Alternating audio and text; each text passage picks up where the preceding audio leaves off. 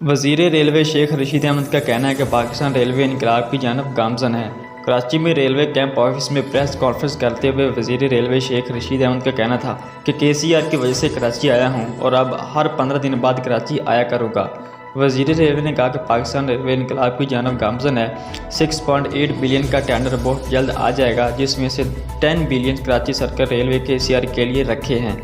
1.8 अरब रुपये जारी हो चुके हैं। शेख रशीद का मजीद कहना था कि सुप्रीम कोर्ट के फैसले के बाद जितनी जल्द KCR बहाल हो सकती है की जाएगी। KCR मनसूबे की बहाली के लिए सिंध हुकूमत तावन कर रही है। उन्होंने कहा कि रेलवे के लिए भगत के बगैर तजावज़ात कायम नहीं हो सकती। कुछ अमला आज मुअत्तल कर दिया गया है। वज़ीर रेलवे ने कहा कि तजावज़ात के हवाले से ब्रिटिश का नक्शा जारी करेंगे।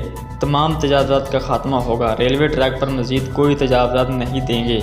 गैर कानूनी कनेक्शन काट दिए जाएंगे। शेख रशीद ने मजीद कहा कि 4 महीने ट्रेन नहीं चली, जिसकी वजह से पाकिस्तान रेलवे में मुआशी बहरान पैदा हो गया और पेंशन वालों को जल्द अदायगी कर दी जाएगी।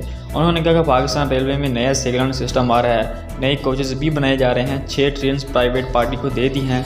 17 ट्रेन के मजीद टेंडर्स जारी करने जा रहे हैं। वज़ीर रेलवे ने कहा कि मैं मुराद अली शाह के साथ मिलकर कराची सर्कल रेलवे ट्रेन चलाऊँगा। शेख रशीद ने कहा कि ML1 के लिए मजीद 1.5 लाख भर्तियाँ करेंगे। 90% मुलाजमत पाकिस्तानियों की होगी और 10% चीनी की होगी।